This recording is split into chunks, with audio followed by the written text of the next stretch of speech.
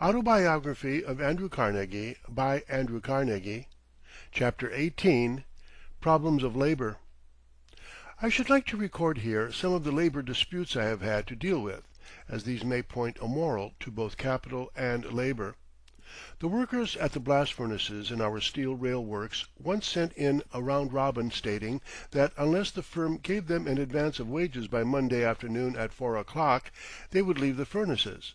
Now, the scale upon which these men had agreed to work did not lapse until the end of the year, several months off. I felt if men would break an agreement, there was no use in making a second agreement with them, but nevertheless I took the night train from New York and was at the works early in the morning. I asked the superintendent to call together the three committees which governed the works, not only the blast furnace committee that was alone involved, but the mill and the converting works committees as well.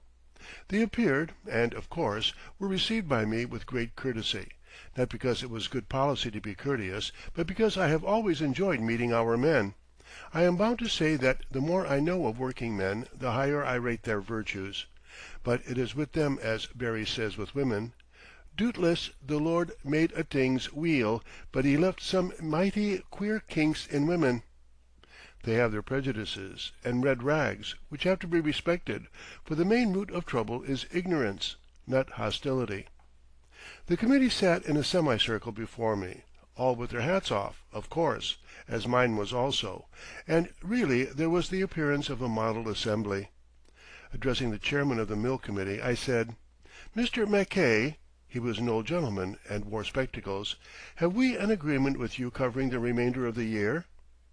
Taking the spectacles off slowly and holding them in his hand, he said, "Yes, sir, you have, Mr. Carnegie, and you haven't got enough money to make us break it either."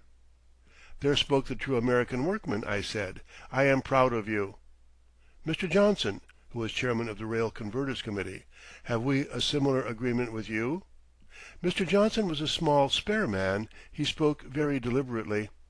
"Mr. Carnegie, when an agreement is presented to me to sign, I read it carefully, and if it don't suit me, I don't sign it, and if it does suit me, I do sign it, and when I sign it, I keep it." "There again speaks the self-respecting American workman," I said. Turning now to the chairman of the Blast Furnaces Committee, an Irishman named Kelly, I addressed the same question to him. "Mr. Kelly, have we an agreement with you covering the remainder of this year?" Mr. Kelly answered that he couldn't say exactly. There was a paper sent round, and he signed it, but didn't read it over carefully, and didn't understand just what was in it. At this moment our superintendent, Captain Jones, excellent manager, but impulsive, exclaimed abruptly, "Now, Mr. Kelly, you know I read that over twice and discussed it with you." "Order! Order, Captain! Mr. Kelly is entitled to give his explanation. I sign many a paper that I do not read, documents our lawyers and partners present to me to sign. Mr. Kelly states that he signed this document under such circumstances, and his statement must be received." "But, Mr. Kelly, I have always found that the best way is to carry out the provisions of the agreement one signs carelessly and resolve to be more careful next time. Would it not be better for you to continue 4 months longer under this agreement, and then, when you sign the next one, see that you understand it?" There was no answer to this, and I arose and said, "Gentlemen of the Blast Furnace Committee, you have threatened our firm that you will break your agreement and that you will leave these blast furnaces, which means disaster, unless you get a favorable answer to your threat by 4 o'clock today. It is not yet 3, but your answer is ready. You may leave the blast furnaces. The grass will grow around them before we yield to your threat. The worst day that labor has ever seen in this world is that day in which it dishonors itself by breaking its agreement. You have your answer." The committee filed out slowly, and there was silence among the partners. A stranger who was coming in on business met the committee in the passage, and he reported, "As I came in, a man wearing spectacles pushed up alongside of an Irishman he called Kelly, and he said, 'You fellows might just as well understand it now as later. There's to be no damned monkeying around these works.' That meant business.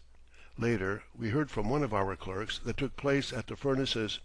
Kelly and his committee marched down to them. Of course the men were waiting and watching for the committee, and a crowd had gathered. When the furnaces were reached, Kelly called out to them, "Get to work, you spalpeens! What are you doing here? Begorra, the little boss just hit from the shoulder. He won't fight, but he says he has sat down, and begorra, we all know he'll be a skeleton afore he rises. Get to work, ye spalpeens!" The Irish and Scottish Irish are queer, but the easiest and best fellows to get on with, if you only know how. That man Kelly was my stanch friend and admirer ever afterward, and he was before that one of our most violent men.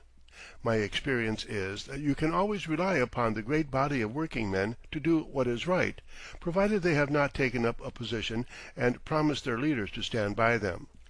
But their loyalty to their leaders, even when mistaken, is something to make us proud of them. Anything can be done with men who have this feeling of loyalty within them. They only need to be treated fairly. The way a strike was once broken at our steel rail mills is interesting. Here again, I am sorry to say, 134 men in one department had bound themselves under secret oath to demand increased wages at the end of the year, several months away.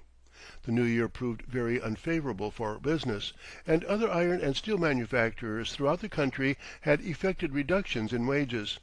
Nevertheless, these men, having secretly sworn months previously that they would not work unless they got increased wages, thought themselves bound to insist upon their demands. We could not advance wages when our competitors were reducing them, and the works were stopped in consequence. Every department of the works was brought to a stand by these strikers. The blast furnaces were abandoned a day or two before the time agreed upon, and we were greatly troubled in consequence. I went to Pittsburgh and was surprised to find the furnaces had been banked, contrary to agreement. I was to meet the men in the morning upon arrival at Pittsburgh.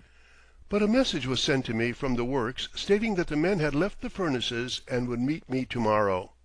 Here was a nice reception. My reply was, "No, they won't. Tell them I shall not be here tomorrow. Anybody can stop work. The trick is to start it again.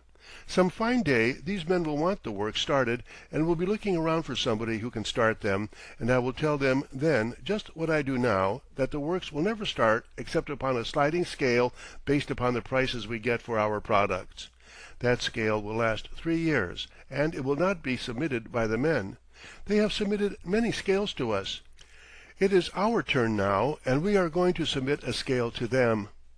Now," I said to my partners, "I am going back to New York in the afternoon. Nothing more is to be done." A short time after my message was received by the men, they asked if they could come in and see me that afternoon before I left. I answered, "Certainly." They came in, and I said to them, "Gentlemen, your chairman here, Mr. Bennett, assured you that I would make my appearance and settle with you in some way or other, as I always have settled. That is true, and he told you that I would not fight, which is also true. He is a true prophet. But he told you something else in which he was slightly mistaken. He said I could not fight. Gentlemen," looking Mr. Bennett straight in the eye and closing and raising my fist, "he forgot that I was Scotch. But I will tell you something. I will never fight you. I know better than to fight labor. I will not fight. But I can beat any committee that was ever made at sitting down, and I have sat down. These works will never start until the men vote by a 2/3 majority to start them, and then, as I told you this morning, they will start on our sliding scale.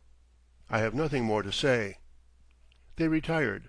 It was about 2 weeks afterwards that one of the house servants came to my library in New York with a card, and I found upon it the names of 2 of our workmen and also the name of a reverend gentleman. The men said they were from the works at Pittsburgh and would like to see me.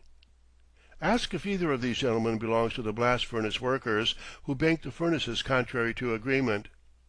The man returned and said, "No."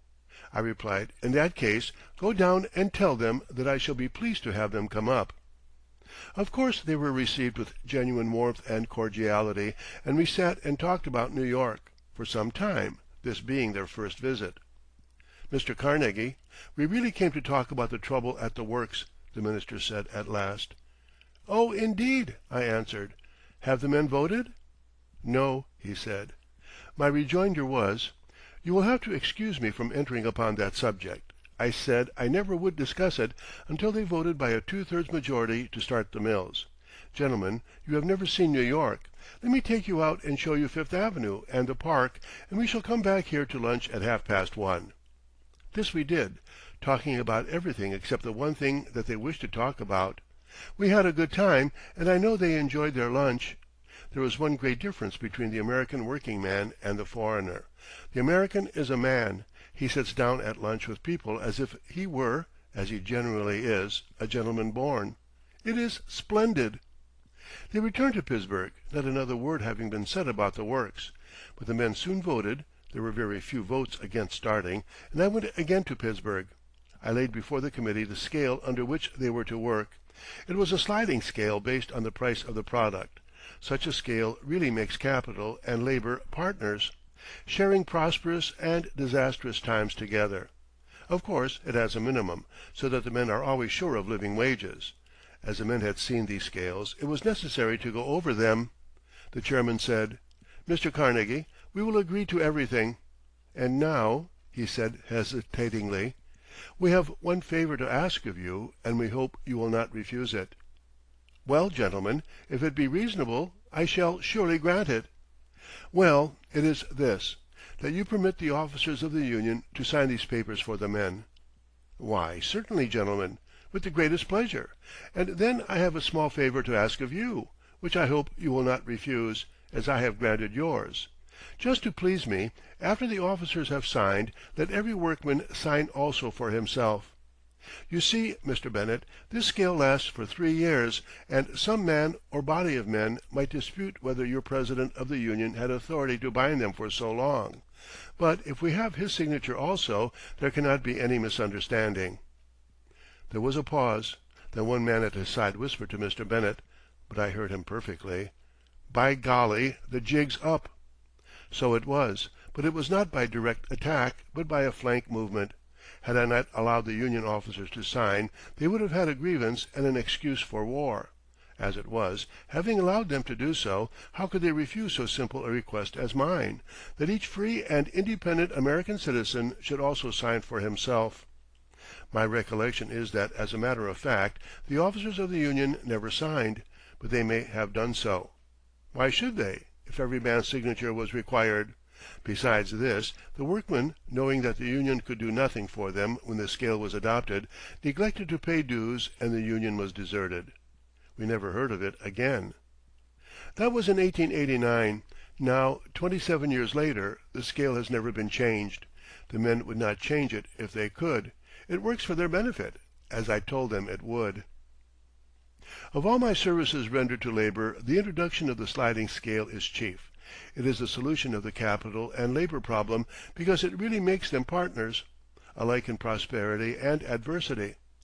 There was a yearly scale in operation in the Pittsburgh district in the early years, but it is not a good plan because men and employers at once begin preparing for a struggle which is almost certain to come. It is far better for both employers and employed to set no date for an agreed-upon scale to end. It should be subject to 6 months or a year's notice on either side, and in that way might and probably would run on for years. To show upon what trifles a contest between capital and labor may turn, let me tell of 2 instances which were amicably settled by mere incidents of seemingly little consequence. Once, when I went out to meet a men's committee, which had in our opinion made unfair demands, I was informed that they were influenced by a man who secretly owned a drinking saloon, although working in the mills. He was a great bully. The sober, quiet workmen were afraid of him, and the drinking men were his debtors. He was the real instigator of the movement. We met in the usual friendly fashion.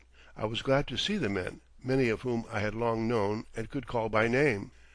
When we sat down at the table, the leader's seat was at one end and mine at the other. We therefore faced each other. After I had laid our proposition before the meeting, I saw the leader pick up his hat from the floor and slowly put it on his head, intimating that he was about to depart. Here was my chance. "Sir, you are in the presence of gentlemen. Please be so good as to take your hat off or leave the room." My eyes were kept full upon him. There was a silence that could be felt. The great bully hesitated, but I knew whatever he did he was beaten. If he left, it was because he had treated the meeting discourteously by keeping his hat on. He was no gentleman. If he remained and took off his hat, he had been crushed by the rebuke. I didn't care which course he took. He had only two, and either of them was fatal. He had delivered himself into my hands. He very slowly took off his hat and put it on the floor. Not a word did he speak thereafter in that conference. I was told afterward that he had to leave the place. The men rejoiced in the episode, and a settlement was harmoniously effected. When the 3-year scale was proposed to the men, a committee of 16 was chosen by them to confer with us. Little progress was made at first, and I announced my engagement compelled me to return the next day to New York. Inquiry was made as to whether we would meet a committee of 32, as the men wished others added to the committee, a sure sign of division in their ranks. Of course we agreed. The committee came from the works to meet me at the office in Pittsburgh. The proceedings were opened by one of our best men, Billy Edwards. I remember him well. He rose to high position afterwards, who thought that the total offered was fair, but that the scale was not equable.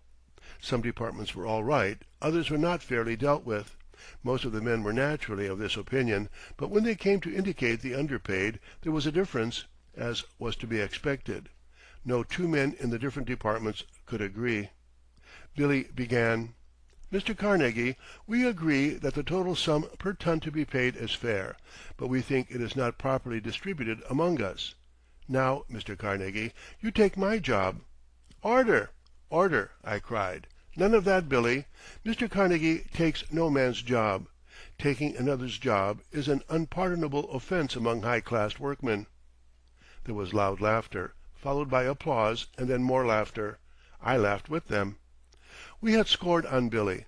Of course the dispute was soon settled. It is not solely, often it is not chiefly, a matter of dollars with workmen.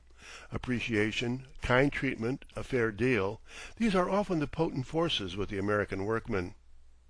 Employers can do so many desirable things for their men at little cost. At one meeting, when I asked what we could do for them, I remember this same Billy Edwards rose and said that most of the men had to run in debt to the storekeepers because they were paid monthly. Well, I remember his words. I have a good woman for wife who manages well. We go into Pittsburgh every fourth Saturday afternoon and buy our supplies wholesale for the next month and save 1/3. Not many of your men can do this. Shopkeepers here charge so much. And another thing, they charge very high for coal. If you paid your men every 2 weeks instead of monthly, it would be as good for the careful men as a raise in wages of 10% or more. "Mr. Edwards, that shall be done," I replied. It involved increased labor and a few more clerks, but that was a small matter. The remark about high prices charged set me to thinking why the men could not open a cooperative store. This was also arranged, the firm agreeing to pay the rent of the building, but insisting that the men themselves take the stock and manage it. Out of that came the Braddock's Cooperative Society, a valuable institution for many reasons, not the least of them that it taught the men that business had its difficulties. The coal trouble was cured effectively by our agreeing that the company sell all its men coal at the net cost price to us, about half of what had been charged by coal dealers, so I was told, and arranging to deliver it at the men's houses, the buyer paying only actual cost of cartage. There was another matter. We found that the men's savings caused them anxiety, for little faith have the prudent, saving men in banks, and, unfortunately, our government at that time did not follow the British in having post office deposit banks. We offered to take the actual savings of each workman up to $2,000 and pay 6% interest upon them, to encourage thrift. Their money was kept separate from the business, in a trust fund, and lent to such as wished to build homes for themselves. I consider this one of the best things that can be done for the saving workman. It was such concessions as these that proved the most profitable investments ever made by the company, even from an economical standpoint. It pays to go beyond the letter of the bond with your men. Two of my partners, as Mr. Phipps has put it, knew my extreme disposition to always grant the demands of labor, however unreasonable. But looking back upon my failing in this respect, I wish it had been greater, much greater. No expenditure returned such dividends as the friendship of our workmen. We soon had a body of workmen, I truly believe, wholly unequaled, the best workmen and the best men ever drawn together. Quarrels and strikes became things of the past. Had the Homestead men been our own old men, instead of men we had to pick up, it is scarcely possible that the trouble there in 1892 could have arisen. The scale at the steel rail mills, introduced in 1889, has been running up to the present time, 1914, and I think there never has been a labor grievance at the works since.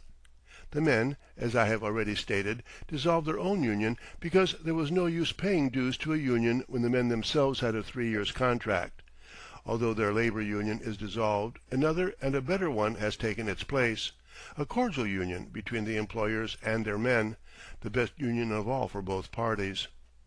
It is for the interest of the employer that his men shall make good earnings and have steady work. The sliding scale enables the company to meet the market, and sometimes to take orders and keep the works running, which is the main thing for the working men. High wages are well enough, but they are not to be compared with steady employment. The Edgar Thomson Mills are, in my opinion, the ideal works in respect to the relations of capital and labor. I am told the men in our day, and even to this day, 1914, prefer 2 to 3 turns, but 3 turns are sure to come. Labor's hours are to be shortened as we progress. 8 hours will be the rule, 8 for work, 8 for sleep, and 8 for rest and recreation. There have been many incidents in my business life proving that labor troubles are not solely founded upon wages.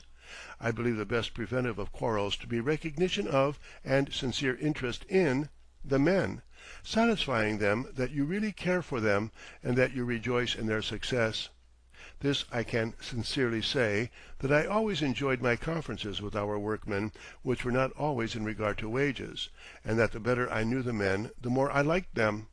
They have usually 2 virtues to the employer's 1, and they are certainly more generous to each other. Labor is usually helpless against capital. The employer, perhaps, decides to shut up the shops. He ceases to make profits for a short time.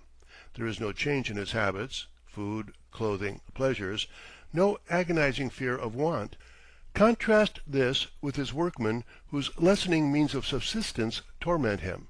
He has few comforts, scarcely the necessities for his wife and children in health, and for the sick little ones no proper treatment. It is not capital we need to guard, but helpless labor. If I returned to business tomorrow, fear of labor troubles would not enter my mind, but tenderness for poor and sometimes misguided though well-meaning laborers would fill my heart and soften it, and thereby soften theirs. Upon my return to Pittsburgh in 1892, after the Homestead trouble, I went to the works and met many of the old men who had not been concerned in the riot. They expressed the opinion that if I had been at home the strike would never have happened. I told them that the company had offered generous terms, and beyond its offer I should not have gone; that before their cable reached me in Scotland, the governor of the state had appeared on the scene with troops and wished the law vindicated; that the question had then passed out of my partner's hands. I added, "You were badly advised. My partner's offer should have been accepted. It was very generous. I don't know that I would have offered so much." To this one of the rollers said to me, "Oh, Mr. Carnegie, it wasn't a question of dollars. The boys would have let you kick 'em, but they wouldn't let that other man stroke their hair." So much does sentiment count for in the practical affairs of life, even with the laboring classes. This is not generally believed by those who do not know them, but I am certain that disputes about wages do not account for 1/2 the disagreements between capital and labor. There is lack of due appreciation and of kind treatment of employees upon the part of the employers. Suits had been entered against many of the strikers, but upon my return these were promptly dismissed. All the old men who remained and had not been guilty of violence were taken back. I had cabled from Scotland urging that Mr. Schwab be sent back to Homestead. He had been only recently promoted to the Edgar Thomson Works. He went back, and Charlie, as he was affectionately called, soon restored order, peace, and harmony. Had he remained at the Homestead Works, in all probability no serious trouble would have arisen. Charlie liked his workmen, and they liked him, but there still remained at Homestead an unsatisfactory element in the men who had previously been discarded from our various works for good reasons and had found employment at the new works before we purchased them. End of Chapter 18.